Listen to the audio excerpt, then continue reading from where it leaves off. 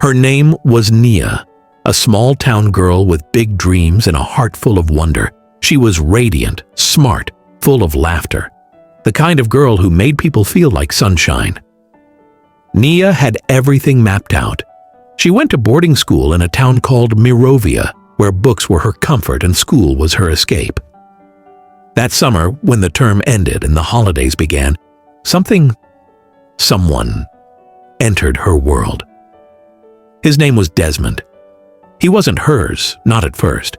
He was a friend of a friend, introduced casually one afternoon. The kind of introduction that feels like nothing at first, until it becomes everything.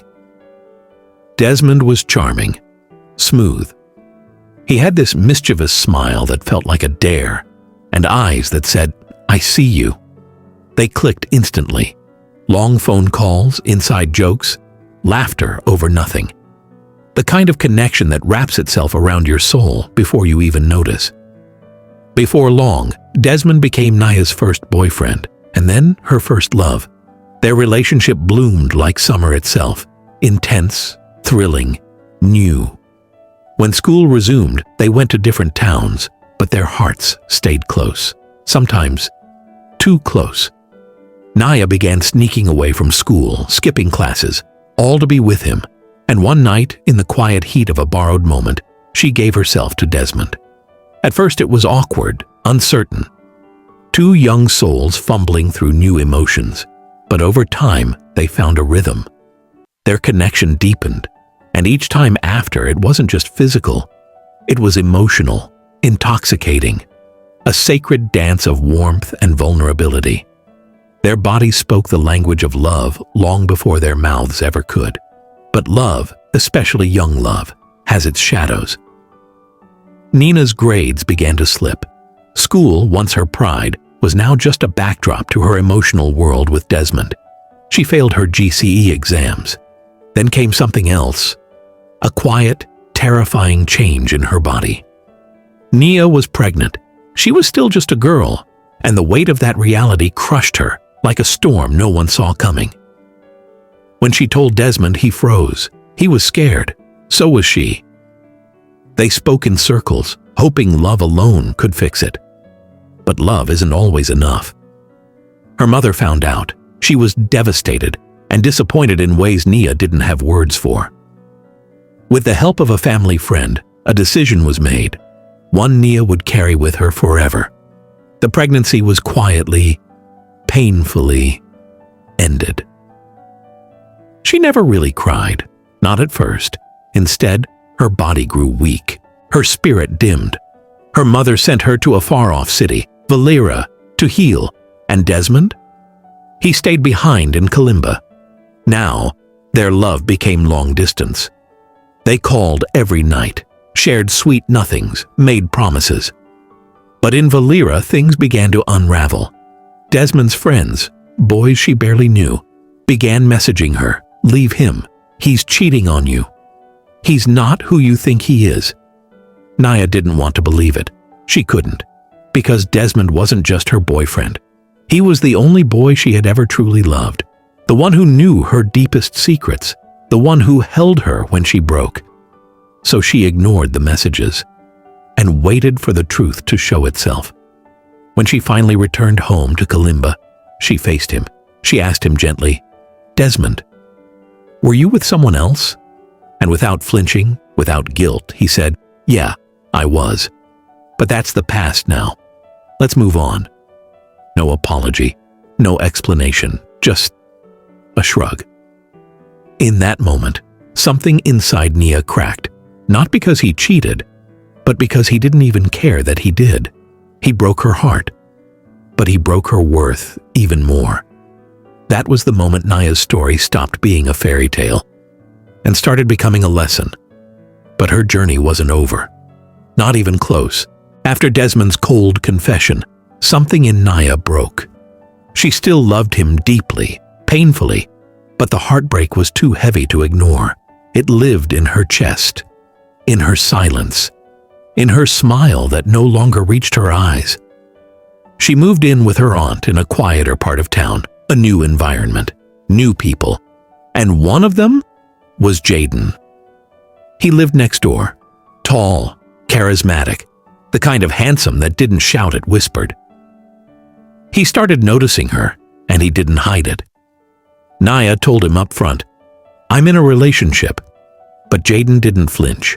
He just smiled and said, "I'm not trying to steal you. I just want to know you." At first she kept her distance, but Jaden's energy, it was different. He was gentle where Desmond was aggressive, respectful where Desmond was possessive. He took her on walks, picnics, late-night drives filled with laughter and stories, not accusations. He made her feel seen, desired, safe. Not like property, not like a prisoner, but like a woman, a real woman worthy of love, of softness, of joy, and over time. Nia started to fall. One evening under the stars, they kissed. His lips were warm, soft, intentional. She melted into him, and in the privacy of a moment that felt like it wasn't meant for this world, she gave herself to Jaden. But this time, it was different.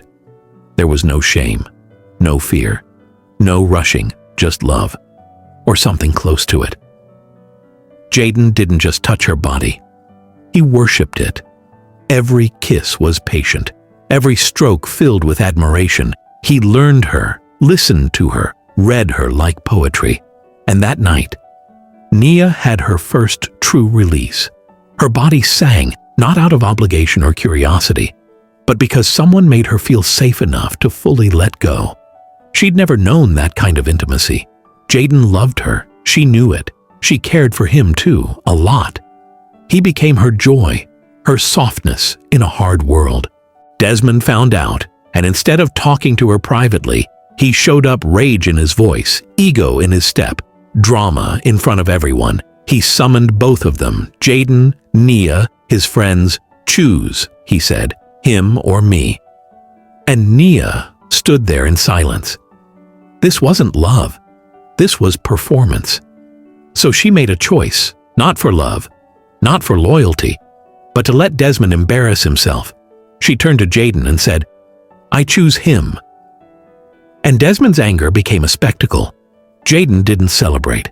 He didn't gloat. He simply took her to the park. They sat quietly for a while, birds chirping, wind playing with the trees. And finally, he asked the question they'd both been avoiding. "What are we?" Nia looked away. Even in all her confusion, even in the warmth Jaden had given her, she was still in love with Desmond. Or maybe she was in love with the firsts, with the memories, with the what could have been. Jaden could see it, so he made the choice for both of them. "We'll be friends," he said. "I'll always care for you, but I can't hold you while your heart belongs to someone else." He kissed her forehead, held her hand one last time. Then he took her home. Days later, Desmond came back. Not loud this time, not controlling, soft, apologetic, telling her everything she wanted to hear. "I'm sorry. I'll do better. I miss you. I love you, Nia." And Nia gave in. Not because everything felt right, but because walking away from your first love feels like cutting off a piece of your soul. Was it love? Or just the memory of love? Even she wasn't sure anymore. But this time, something was different. Desmond became more possessive, more watchful, more intense. Every day before work, she had to stop by his house.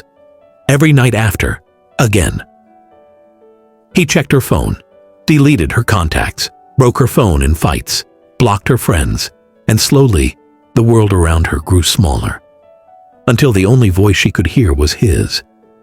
This wasn't a relationship anymore. It was a prison. And Nia? She was the inmate. She prayed for a way out. But every time she couldn't bring herself to be the one who hurt Desmond. She didn't realize she was the one bleeding. Until one night, one girl's night, God gave her the exit she had been begging for. It had been months since Nia got back with Desmond, and while he said all the right things, his actions spoke louder.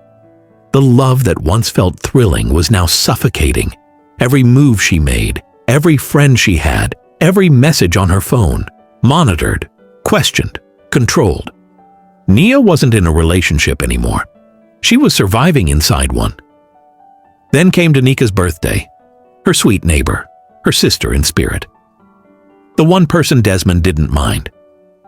Maybe because she was a woman. It was supposed to be simple, just a night out, just 5 girls, dresses, heels, makeup, and the kind of joy Nia hadn't felt in forever. She told Desmond in advance, days before, even the morning of the party. And at first, he said nothing. They got to the club, took photos, laughed hard, danced like their hearts were healing. Nia felt like herself again, or at least the girl she used to be. She sent Desmond a message. "We're here," he video called. She answered, showed him the table, just girls, no men. He asked again, and again, "Are you sure? You're not hiding anyone?" She smiled, trying to keep the peace. But the calls didn't stop. He called, and called, and called. Her phone eventually died, so he started calling Danica, until even she got frustrated, and switched off her phone too. Nia tried to enjoy the night, tried to dance the fear away, but she could feel it. The storm waiting on the other side of the fun. They got home around 2 a.m., bought roasted fish, laughed on the porch under the stars. For once, she felt free. But when she turned her phone back on, the peace shattered. Her notifications flooded in. Desmond, dozens of missed calls, hundreds of messages. Then a voice note accusing her of laughing about him, mocking him, disrespecting him, and something inside Nia finally snapped. She called him back. "I wasn't laughing about you, Desmond. I was just living for once." He didn't believe her, didn't care. He wanted her home, alone, silent, and she realized she wasn't just hurting anymore. She was drowning. Then he said it. "Delete my number. Forget me. We're done." And for the first time, she didn't beg. She didn't cry. She didn't try to fix it. She whispered back, "Okay." And in that moment, everything became quiet. Not the silence of loss, but the silence of freedom. She looked up at the stars. Tears slipped down her cheeks, not of sadness, but of release. She had prayed for this, and God finally answered. In the days that followed, Desmond tried to come back. Calls, texts, voicemails full of empty apologies. But Nia didn't respond. She didn't need to. She had chosen herself, and for the first time in 5 years, she was walking away from the boy who taught her about love. By breaking her with it, she still loved him. Maybe she always would.